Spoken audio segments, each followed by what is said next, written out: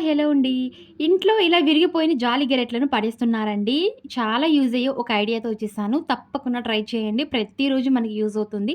ఇక్కడ నేను చూడండి ఇలా విరిగిపోయిన జాలి గెరెట్ తీసుకున్నానండి. ఇలా రౌండ్ షేప్‌లో ఉంది కదండీ! కంబి దీనైతే తీసుకుంటున్నాను. దీన్ని ఎలా రీయూజ్ చేయాలో చూసేద్దామండి. ఇక్కడ చూడండి ఇలా రౌండ్ షేప్‌లో ఉన్న కంబిని తీసుకున్నాను. తీసుకొని ఈ విధంగా సైడ్‌లో కంబి ఉన్నదాన్ని ఈ విధంగా ఫ్రంట్‌కైతే బెండ్ చేసుకుంటున్నానండి. చూడండి ఇలా బెండ్ చేసుకోవాలన్నమాట. చాలా ఎక్కువగానే బెండ్ చేసుకున్నట్లయితే చాలా ఈజీగా ఉంటుంది మనకు ఆర్గనైజర్ అనేది. చూడండి అంతే అండి. చాలా సింపుల్‌గా తయారు చేసుకున్నాము. గోడకైతే మలను ఈ విధంగా సెట్ చేసుకున్నానండి. సెట్ చేసిన తర్వాత ఈ రౌండ్ షేప్‌నయితే ఈ విధంగా హ్యాంగింగ్ చేసుకుంటున్నానండి. అంతే అండి. చాలా సింపుల్‌గా ఈ విధంగా మనము చీపురు కట్టలను మనం సైడ్‌లో ఈ విధంగా నిల్చోబెడుతూ ఉంటామండి. అలా అయితే పెట్టకూడదు. ఈ విధంగా మనం వాల్ హ్యాంగింగ్ చేసుకోవచ్చనమాట. డోర్ వెనకాల చాలా చక్కగా ఇదైతే స్పేస్ అయితే చాలా ఎక్కువగా పడదండి. వాల్ హ్యాంగింగ్ చేసుకోవడం వల్ల.